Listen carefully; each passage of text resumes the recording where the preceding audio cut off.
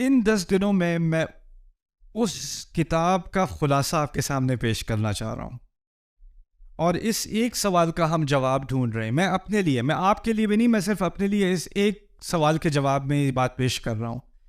میرے نزدیک قرآن انسان کا کلام ہو ہی نہیں سکتا. کیوں نہیں؟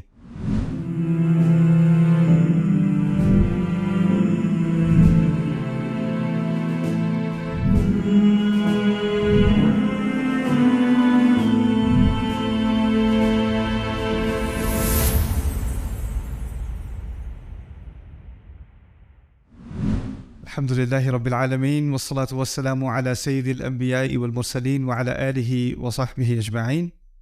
چلیں میں آپ سے اس کورس کے بارے میں کچھ باتیں کرتا ہوں. یہ کورس اصل میں اس کی شروعات ہوئی تھی جب میں کالج میں تھا، اور کالج میں نے ایک کورس لیا تھا کمپیریٹیو لٹریچر. اس میں فلسفے کی کچھ کتابیں، اس میں بائبل، اس میں یونائٹڈ اسٹیٹس کانسٹیٹیوشن، اور اس میں قرآن کا بھی کچھ حصہ ہمارے کورس اسٹڈی کا حصہ تھا. ہمارا پروفیسر تو لٹریچر کا پروفیسر تھا، اور سارا مٹیریل انگلش میں تھا.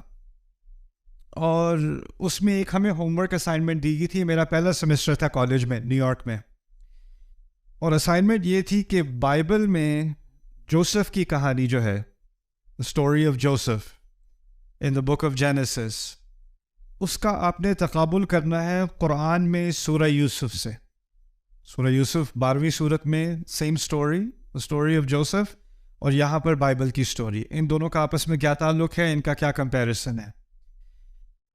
تو مجھے جب یہ اسائنمنٹ ملی، میں نے پہلی دفعہ سورہ یوسف ترجمے کے ساتھ پڑھی، انگلش ترجمے کے ساتھ، اور مجھے وہ بہت ہی کنفیوزنگ لگی.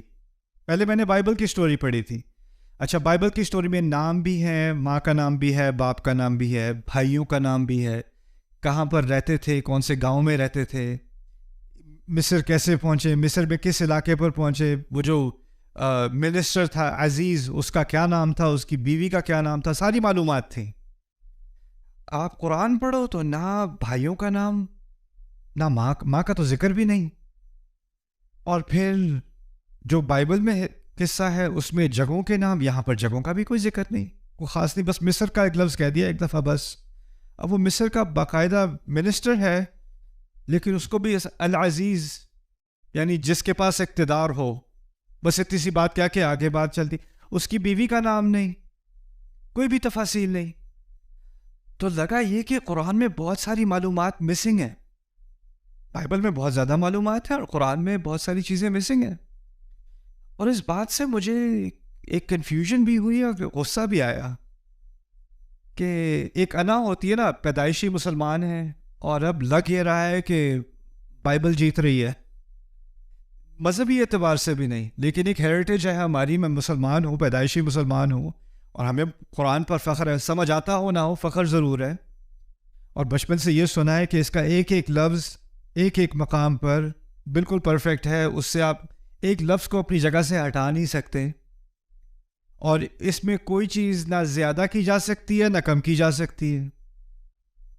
تو لا یأتیہ الباطل، اس پہ تو کوئی باطل آ ہی نہیں سکتا. تو اس غصے کی وجہ سے مجھے سمجھنے کی خواہش ہوئی کہ میں اس قرآن کو، شاید ترجمے میں کچھ مسنگ ہے، شاید عربی میں کوئی ایسی بات ہو رہی ہے جو ترجمے میں مسنگ ہے. اور اس وقت سے میری ایک دلچسپی ہوئی قرآن کو بغیر ترجمے کے سمجھنے میں. اور جب میں نے عربی کے بعد قرآن کا مطالعہ شروع کیا تو میرے ذہن میں اور بھی مزید سوال آنے شروع ہو گئے، کیونکہ اللہ تعالیٰ قرآن میں جب بات کرتے ہیں، آپ نے کسی میں تھوڑا سا بھی قرآن پڑھا ہو تو قرآن میں کچھ ایسی کوالٹیز ہیں جو اور کتابوں میں نہیں ہیں. اللہ تعالیٰ فرض کریں کبھی تقوی کی بات کرتے ہیں، لیکن ایک دفعہ نہیں کرتے، بار بار کرتے ہیں. 200 سے زیادہ مرتبہ ایک ہی مضمون پہ، تقوی پہ ذکر کیا جا رہا ہے، تقوی کا.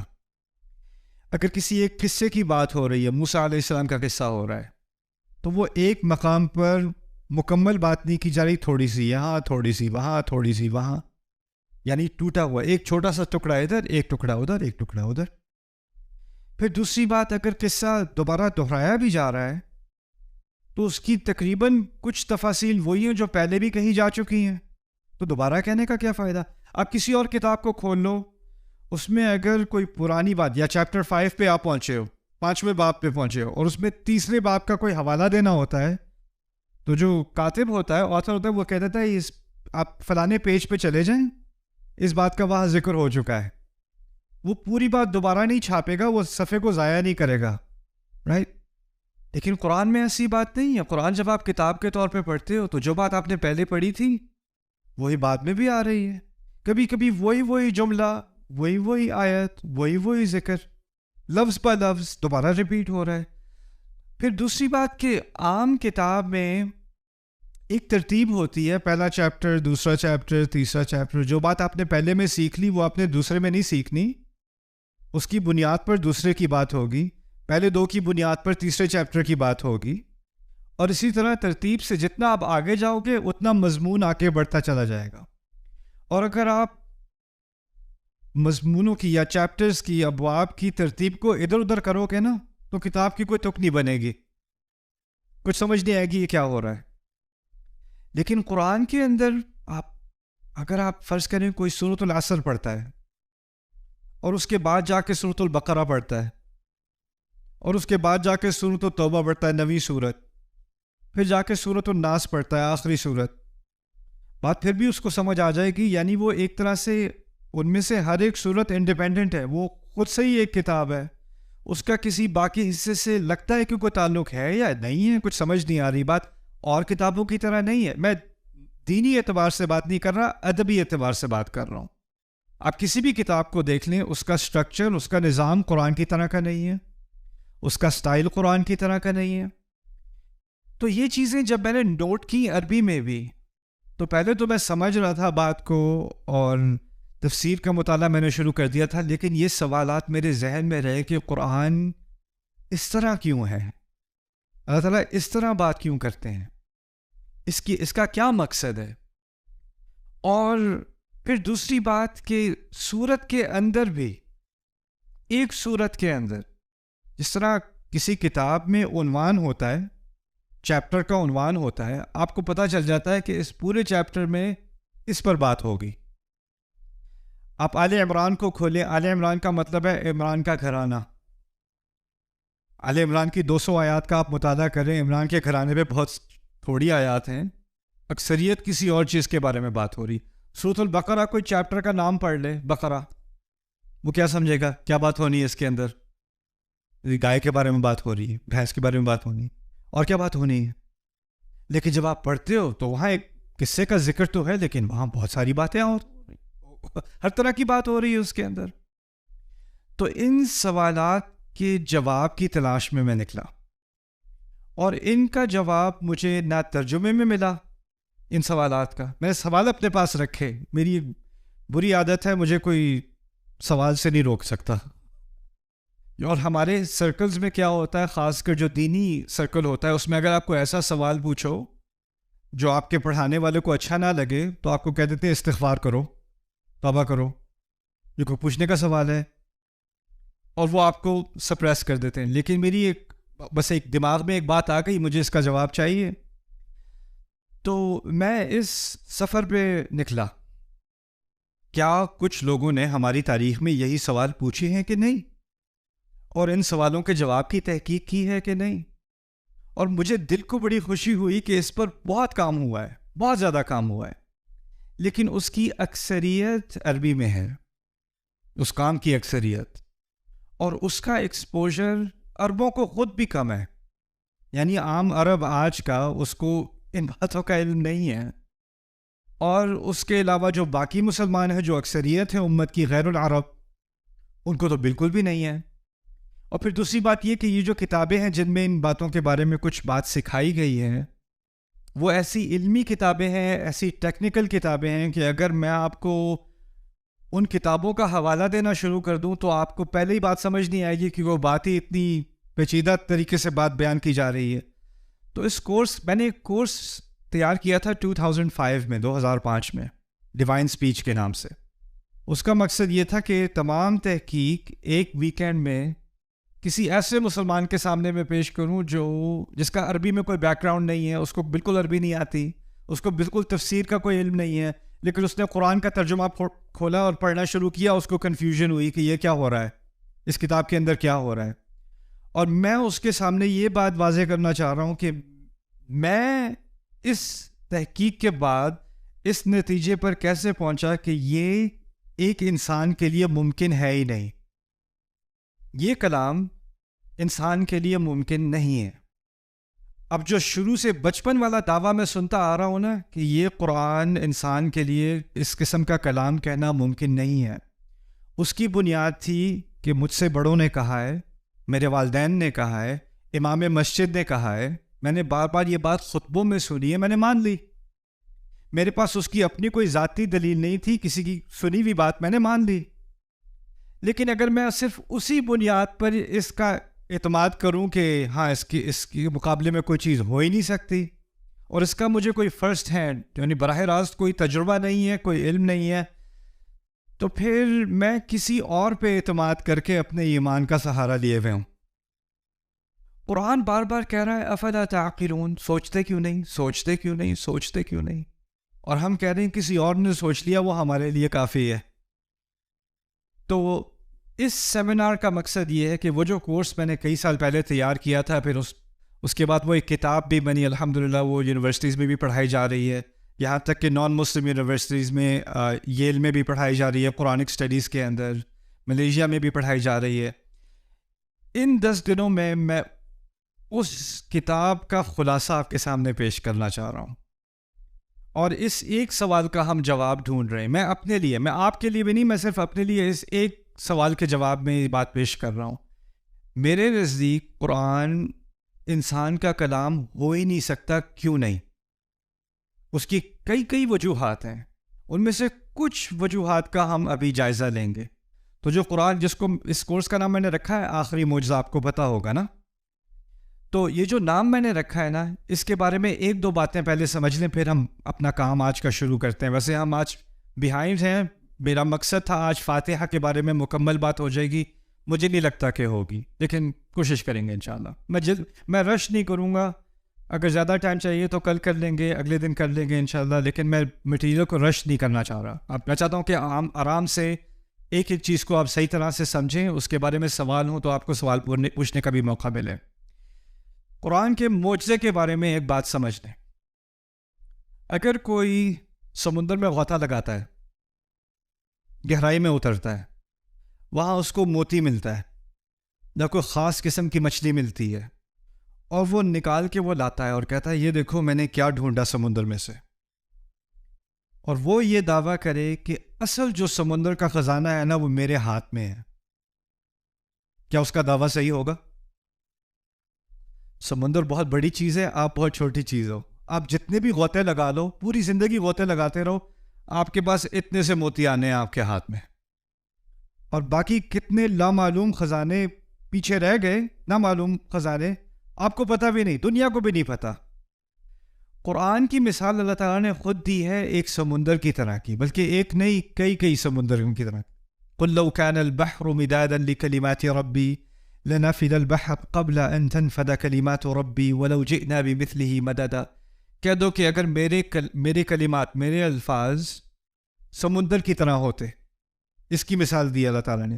اب سمندر کی مثال سے کیا فائدہ ہوا؟ ہم قرآن میں تدبر کرتے ہیں جیسے کوئی غوطہ لگانے والا سمندر میں غوطہ لگاتا ہے. اگر میں ساری زندگی سمندر کے اندر گزار دوں نا اپنی، تو میرے جسم پہ، پورے جسم پہ کچھ قطرے ہی لگے ہوں گے. میں نے پورے سمندر کا تجربہ نہیں کیا، اور میں گہرائی میں بھی اتر جاؤں تو میرے ہاتھ میں 1-2 موتی آنے ہیں، 5-6 آنے ہیں، 500 آ جانے ہیں، 1000 آ جانے ہیں. میں کبھی یہ دعویٰ نہیں کر سکتا کہ میرا پورے سمندر پر عبور ہے، یا میں پورے سمندر کا تجربہ کر چکا ہوں، اور اس میں جو خزانے تھے وہ میرے ہاتھ میں ہیں. یہ بھی ہو سکتا ہے کہ کوئی اور غوطہ لگائے، اس کو کوئی اور خزانہ ملے اور مجھے کوئی اور ملے، اور میں کہوں اصل خزانہ یہ ہے، اور وہ کہے اصل خزانہ یہ ہے. کس کی بات صحیح ہے؟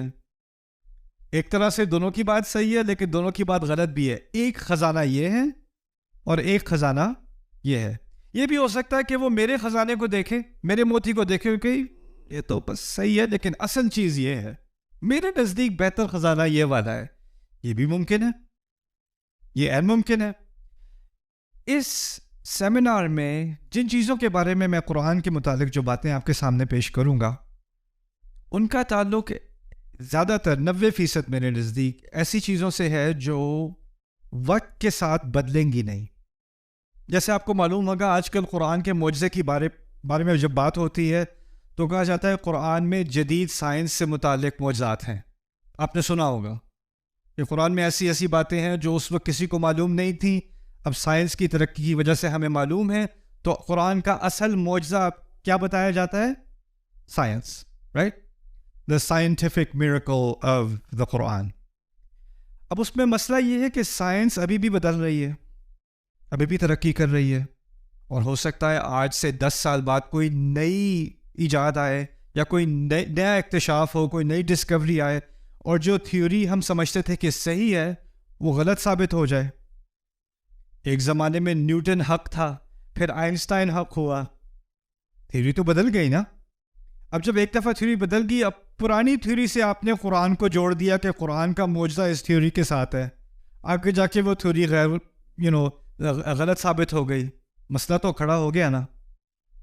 یہ کیا ہوتا ہے کہ ہم قرآن کا معجزہ قرآن سے باہر ڈھونڈتے ہیں، ٹھیک ہے نا. تو قرآن کے 2 طرح کے معجزے ہیں. ایک قرآن جو باہر کی بات کر رہا ہے، اس سے کبھی معجزہ ثابت ہو سکتا ہے، میں اس کا انکار نہیں کر سکتا، کرتا وہ ہو سکتا ہے. لیکن ایک قرآن کا معجزہ ہے اس کے اندر ہی، اس کو باہر جانے کی ضرورت نہیں، اس کے اندر ہی ہے. اور جو اس کا اندرونی معجزہ ہے نا، وہ چاہے 1 صدی میں ہو یا 20ویں صدی میں ہو یا 30ویں صدی میں ہو، اس میں کوئی فرق ہی نہیں آنا.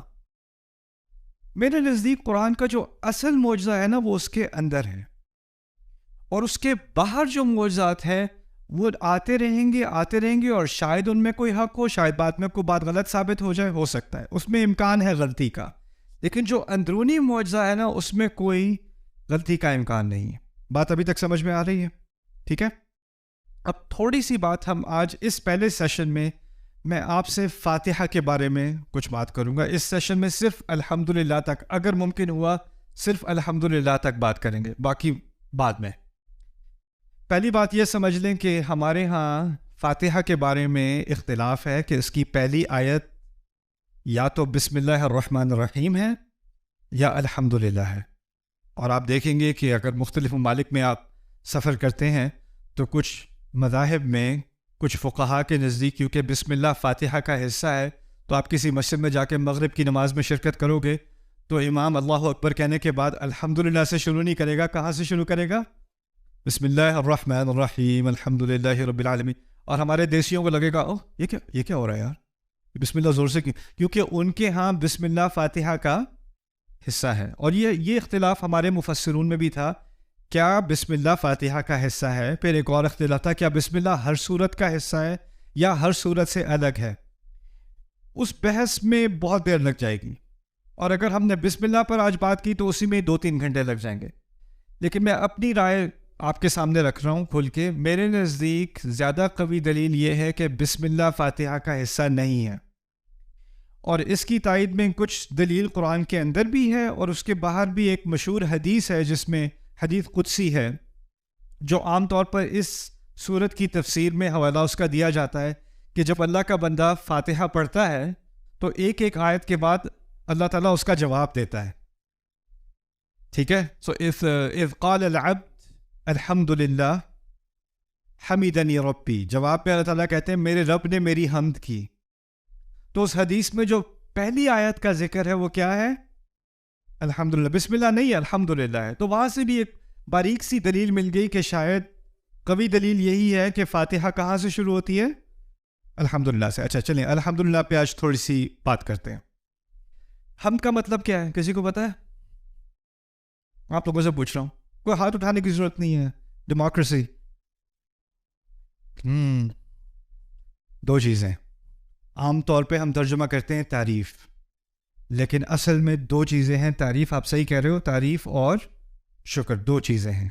اچھا، عربی میں تعریف کے لیے لفظ ہے مدح. مدح اردو میں مدح کرنا، مدح. اور ثنا، اس کو بھی ہم ثنا اردو میں بھی استعمال کرتے ہیں. اور شکر کے لیے لفظ ہے شکر. اگر کہا جاتا الشکر للہ تو کیا چیز رہ جاتی؟ شکر آ جاتا، تعریف رہ جاتی. اگر کہا جاتا المدح للہ، الثناء للہ، اللہ کے لیے ثنا ہے، اللہ کے لیے تعریف ہے، اللہ کے لیے مدح ہے، کیا رہ جاتا؟ شکر رہ جاتا. لیکن اب ان دونوں کا فرق بھی تھوڑا سا سمجھ لیں، پھر آگے بات کرتے ہیں. دیکھیں، اگر آپ نے کسی کا خوبصورت گھر دیکھا چلتے چلتے، آپ کے بڑا خوبصورت گھر ہے، آپ نے شکر کیا، تعریف کی ہے؟ تعریف کی ہے. پاکستان کرکٹ ٹیم نے کوئی بہت اچھا میچ کھیلا ہو، انا للہ و انا الیہ راجعون، آپ اس میں تو شکر اور تعریف دونوں کرتے ہیں. خیر، کوئی اچھی گاڑی دیکھی، انسان تعریف کرتا ہے. کوئی پیارا سا بچہ دیکھا، انسان تعریف کرتا ہے. کوئی اچھے کپڑے دیکھے، اچھا کھانا کھایا، تعریف کرتا ہے. کوئی خوبصورت منظر دیکھا، کوئی پہاڑ دیکھا، تعریف کرتا ہے. لیکن شکر اور جگہ ہوتا ہے، اور جس چیز کی آپ تعریف کرتے ہیں لازمی نہیں کہ اس کا آپ شکر کریں. اگر آپ ایک بچے کی، کیوٹ سے بچے کی تعریف کر رہے ہیں، تو آپ بچے کا شکریہ ادا نہیں کرتے، کوئی سینس نہیں بنتی.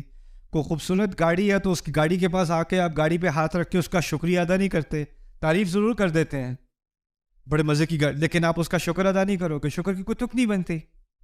اسی طرح اس کا متضاد بھی صحیح ہے.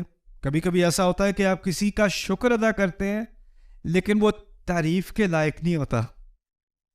ایسا بھی ہو سکتا ہے. ابراہیم علیہ السلام کو وہی دین سکھایا گیا جو ہمیں سکھایا گیا. ہمیں کیا دین سکھایا گیا؟ انشکر لی ولی والدیک، اپنے رب کا شکر کرو اور دونوں والدین کا شکر کرو. شکر کی بات کی ہے نا. تو جو حکم ہم پر ہے وہی ابراہیم علیہ السلام پر ہے. اب ابراہیم علیہ السلام کے والد محترم شکر کے تو مستحق ہیں، والد ہے، لیکن تعریف کے مستحق ہے کہ نہیں؟ نہ. فرعون نے موسیٰ علیہ السلام کی پرورش کی محل کے اندر، اور بعد میں اپنا احسان بھی جتلایا. جب موسیٰ علیہ السلام واپس آئے تھے، کہا تھا الم نربک فینا ولیدا ولبثت فینا من عمرک سنین، تمہیں اتنے عرصے ہم نے تربیت یہاں نہیں دی، کتنے سال تم نے ہمارے یہاں نہیں گزارے، کبھی تم سے کرایہ لیا تھا، کبھی تم سے کوئی معاوضہ لیا تھا؟ احسان جتلانے والی بات ہے نا. اور آگے سے موسیٰ علیہ السلام نے بھی جواب میں کہہ دیا تھا وَتِلْكَ نِعْمَةٌ تَمُنُّهَا عَلَيَّ، یہی تو میرا یہ آپ کا ایک مجھ پر احسان ہے جو آپ نے مجھ پہ کیا. یعنی انہوں نے اس بات کا شکر کیا. یہ شکر کے الفاظ ہے نا، آپ نے مجھ پر احسان کیا. یعنی موسیٰ علیہ السلام نے فرعون تک کا شکر تو کیا ہے، لیکن کبھی کیا نہیں کریں گے؟ تعریف کا تو وہ مستحق نہیں ہے، شکر کا پھر بھی مستحق ہے. بات میں یہ کہنا چاہ رہا ہوں کہ عام طور پر یہ دونوں چیزیں الگ الگ ہوتی ہیں. شکر کہیں اور جاتا ہے، تعریف کہیں اور جاتی ہے. ان دونوں کو اکٹھا نہیں کیا جا سکتا عام طور پہ. پھر سوال پیدا یہ ہوتا ہے کہ جب اللہ تعالیٰ نے کہا ہے نا الحمدللہ، اور ان دونوں کو ایک ساتھ ملا دیا ہے، تو اس کا مطلب ہے جب بھی میرے منہ سے الفاظ نکلیں گے تو میرے جذبات سے دو مطالبے کیے جا رہے ہیں. جو بھی ہو رہا ہے مجھے کسی نہ کسی طرح اس کی تعریف کرنی ہے، اور پھر جو بھی ہو رہا ہے اس کی بنیاد پہ مجھے خدا کا شکر کرنا ہے. اب ہوتا کیا ہے، حالات خراب ہیں جی، اکانومی خراب ہے، بس جی الحمدللہ. اب آپ الحمدللہ جب آپ کہتے ہو تو نہ ذہن میں تعریف ہوتی ہے نہ شکر ہوتا ہے، بلکہ الفاظ ہی ہوتے ہیں بس اب صبر ہی کر سکتے ہیں. اور صبر کے لیے ہم نے نئی تعبیر کیا نکالی ہے؟ بس جی الحمدللہ. ٹھیک ہے، لیکن ہونا کیا چاہیے؟ مشکل کے اگر اللہ نے مجھے اس مشکل میں ڈالا ہے تو یہ مشکل بھی تعریف کے لائق ہے. اور اگر میں اس مصیبت سے گزر رہا ہوں تو اس میں اللہ کی کوئی نہ کوئی نعمت ہے، وہ پھر بھی میں اس کا شکر کروں گا. یہ ذہنیت ہے الحمدللہ کی، دونوں چیزوں کو کمبائن کر کے.